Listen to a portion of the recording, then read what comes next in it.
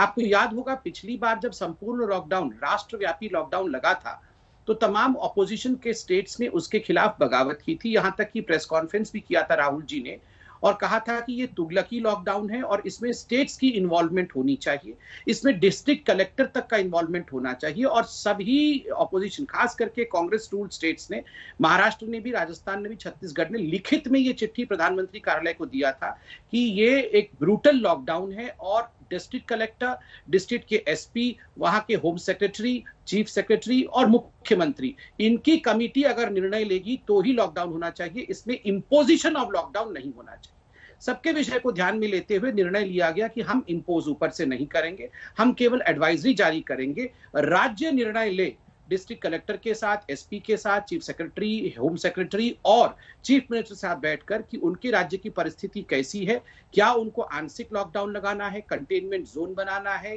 या उनको complete lockdown लगाना है। पूरी तरह से ये स्वतंत्रता राज्यों को दिया गया है, बिल्कुल सही है। कुछ राज्यों ने स्थिति को देख करके कंप्लीट लॉकडाउन लगाया है और कुछ नाइट कर्फ्यू पे चल रहे हैं। मुझे लगता है जिस भी राज्य में परिस्थिति खराब है वो अपने स्थिति के अनुसार प्लीज अपने लॉकडाउन को टेलर मेड करिए, क्योंकि आप लोगों ने लिखित में ये मांग प्रधानमंत्री जी से किया था। रोहन गुप्ता जी, क्या बिना इंटरस्टेट ट्रैवल को रोके हुए क्या सारे राज्य अगर अपने हिसाब से फैसला लें तो ये संभव रहेगा?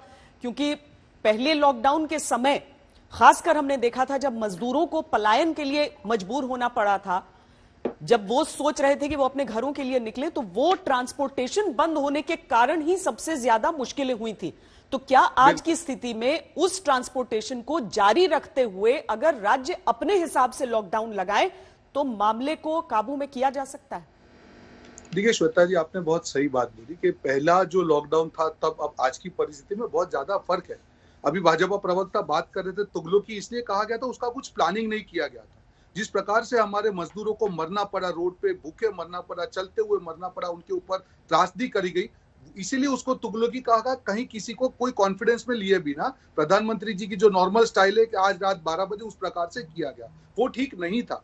आज लॉकडाउन की जब हम बात कर रहे हैं, जो आज की परिस्थिति है श्वेता जी, इतनी बुरी परिस्थिति है कि आज लॉकडाउन से पहले सबसे इंपॉर्टेंट चीज है, आज भी लोग ऑक्सीजन से मर रहे हैं। ये हत्या जैसा माहौल हो गया है। आज भी कर्नाटक में मृत्यु हुई है, तो इसकी जिम्मेदारी कौन लेगा?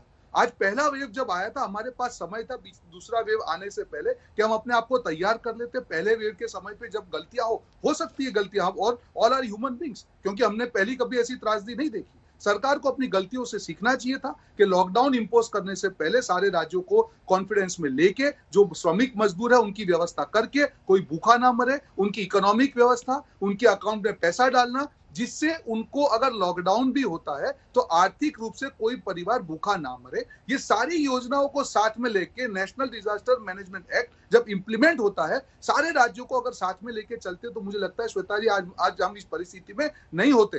पहला वेव जब चला गया तब हमने घोषणा कर दी कि हम कोरोना पे जीत गए। सबसे बड़ी गलती जो इस सरकार की रही वो दूरदर्शिता की रही, वो एंटीसिपेट करने में नाकामयाब रहे। उनको सारी राज्य सरकारों के साथ नियमित रूप से बैठकें करनी चाहिए थी। जब पूरा विश्व दूसरे वेव से लड़ रहा था, हमने विजय घोषित कर दिया। उस समय पे अगर हम दूसरे वेव की तैयारी करते, पार्लियामेंट्री कमेटी ने जो ऑक्सीजन की बात की थी उसकी हम तैयारी करते, एसेंशियल मेडिसिन की बात करते, वैक्सीनेशन का ऑर्डर के लिए हम लोग प्लान करते, मुझे लगता है कि इस परिस्थिति से हम बच सकते थे। और आज जो भी निर्णय करे, आज प्रधानमंत्री जी है, नेशनल डिजास्टर मैनेजमेंट एक्ट लागू हुआ है, पूरे देश को मान्य होना चाहिए, पर सबको कॉन्फिडेंस में लेके करे, जिससे कोई भी एक भी आदमी ना भूख से मरे, ना कोरोना से मरे, ना कोई त्रासदी से मरे। ये पूरे देश की और सरकार की जिम्मेदारी है। ऐसे कोई भी कदम में विपक्ष साथ में है।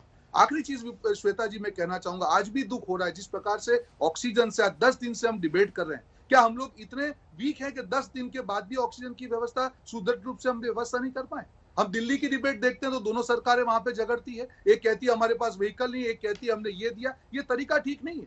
ये सरकार की जिम्मेदारी है कि एक भी आदमी देश में ऑक्सीजन की किल्लत से या कोरोना के कारण नहीं मरना चाहिए, या अगर ये होता है तो सरकार की जिम्मेदारी है। और मेरा मानना है जो भी निर्णय हो सारे लोग मिलकर करें, इस प्रकार से करें जो पहले लॉकडाउन के समय जो लेसन है लर्न करके उसमें से निर्णय हो, जिससे देश की जनता को या गरीब आदमी को तकलीफ ना पड़े। ठीक है रोहन जी। मनुजीत, मैं आपके पास आऊंगी, लेकिन संबित इस बात का जवाब देना चाहेंगे। जाहिर है अगर आरोप है और दूरदर्शिता को लेकर कटघरे में अगर सरकार है, क्या आज राष्ट्रव्यापी लॉकडाउन को लेकर एक विचार कम से कम हो सकता है कि सबसे बातचीत की जाए, या इसको कंप्लीटली एक स्टेट सब्जेक्ट समझकर कि राज्य अपने हिसाब से करें, उसी चीज पर कायम रहेंगे? और साथ ही आप जवाब भी देना चाहते होंगे रोहन गुप्ता जी को। देखिए, दो बातें मैं कहना चाहूंगा। खुद इन राज्यों ने लिखित में, अभी लिखित में उन्होंने लॉकडाउन की डिमांड नहीं की है। खुद इन राज्यों ने, और ये लिखित में ऑन पब्लिक रिकॉर्ड है, इन्होंने कहा था कि हम लॉकडाउन नहीं चाहते हैं और लॉकडाउन की जो निर्णय लेने की क्षमता है ये आप संपूर्ण रूप से राज्य को दे दीजिए। आप उस प्रेस कॉन्फ्रेंस को भी दिखा सकती हैं। उसके बाद इन्होंने कोई प्रेस कॉन्फ्रेंस नहीं किया है और ये नहीं कहा है कि हम सभी राज्य जो विपक्षी शासित है हम चाहते हैं कि लॉकडाउन प्रधानमंत्री के आदेश से ही लगे।